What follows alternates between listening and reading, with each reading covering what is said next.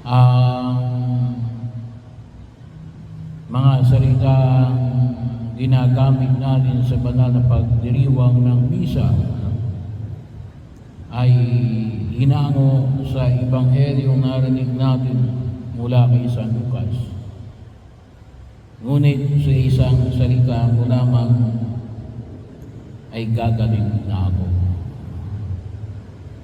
Ito yung pananampalataya na ipinahayag ni Jesus na hindi niya nakita sa mga Israelita, pero nakita niya sa isang pinuno ng mga Romano, sundalo. Sabihin mo lamang ay gagaling na ang aking alipin, kahit hindi ako karapat-dapat. Ito yung damdamin at saloobin na dapat maging bahagi ng ating pagkilos bilang mga mananampalatayang Kristiyanong Katoliko. Yung pagtitiwala sa kapangyarihan ng Diyos. Magtiwala sa salita ng Diyos. Ang salita ng Diyos na nagkakaroon ng kaganapan. Ang salita ng Diyos na kung tingnan po natin ay siyang lumikha ng sandaigdigan. Ang salita ng Diyos na kung saan ang Diyos ay naging tao. At ang salita ng Diyos na ang kapirasong tinapay at ilang patak ng alak ay nagiging katawan at dugo ng ating Panginoong Jesucristo. Bahagi yun, ngayong panahon na ito, sabi nga po natin, ay hindi na masyadong pinanghahawakan ang salita. Ang pinanghahawakan ngayon ay mga katibayan na wala na ngayon yung tinatawag natin word of honor. Honorable word. Kasi kalimitan ngayon ang salita yun nababago. Hindi natutupad ang mga salita. Pagkakataon ang pinanghahawakan ngayon ni alin. Hindi yung spoken word. Mas pinanghahawakan ngayon yung alin, yung written word. So bahagi na kung saan ay makita natin sa ating pagkilo sa daigdig na ito. At ito po nawa yung ipanalangin natin na sabi nga natin ni alin, magkaroon tayo ng isang salita. Pag sinabi natin, ginagawa natin.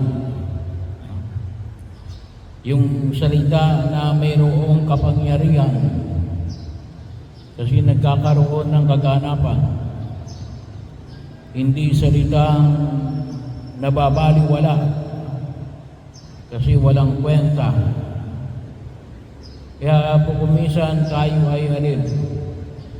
Tayo ay nabobombard ng maraming salita na walang halaga. Kaya po kalimitan ng salita ngayon ay alin? Nanggugulong mga salita. Hindi mga salitang nagpapagaling. Kaya bahagi kalimitan ngayon ng mga salita ay alin? Nakakasakit ng damdamin. Naninira, nagwawasak, hindi naghihilom, hindi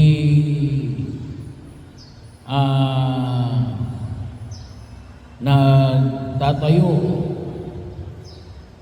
hindi hindi nagpapalago, no? Isang nakakalungkot na katatayuan. Nakita natin yung alin, yung salita ni Jesus na alin. Hindi lang yung salita ni Jesus, ngunit yung alin. Yung pananalig na sundalong Romano na ito. Kasi nakikita niya yung kahalagahan ng, kung tawagin natin ay kapangyarihan na naging bahagi ng kanyang pagkilos. Kapag sinabi niya, nangyayari. Yun kasi yung kapangyarihan. Kaya po minsan, ay yung kapangyarihan ng ating pananalita, hindi natin nagagamit sa magandang pamamaraan. Hindi humuhubog sa pagkatao natin bilang mga tagasunod ng ating Panginoong Jesucristo. Nagwawasak, naninira. No? Kaya ito po yung idalangin natin ngayon sa harapan ng Diyos. Nawa yung salita natin ay isang salita na nawa, no? Makita natin. Sabi nga natin, bagaman marami man tayo o maiksi tayo magsalita, ay nawa yung salitang binibitiwan natin ay ang mga salitang may kapangyarihang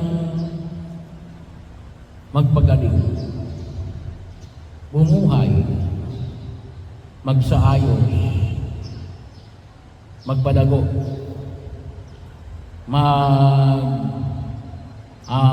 bigay ng tunay na kahulugan na sangayon sa ipinahayag sa atin ng ating Panginoong Jesucristo. So, ito yung ating idadangin sa harapan ng buong may kapal. Nawa ang mga salita natin ay rin, sabi nga natin ay rin, mabuting balita. No? Mabuting balita. Kaya nga ayaw ng simbahan yung alin yung chismis. No? Masamang balita yun eh. Kaya nga kumisan sinasabi natin na kapag hindi natin kumisan namamalayan, kapag tayo ay pagkatapos ng chismis, chismisan natin, ang bigat-bigat ng pakiramdam natin. Kasi epekto yun ng salita na naninira. Hindi lamang yung sinisiraan natin, ngunit yung nagsasalita at mga nakikinig, may epekto po yun. Yung salita na nais na ipahayag ng pong may kapalaran, bumubuhay, nagpapagaling. At yun ang panaligan natin, katulad ng sundalong Romano na ito.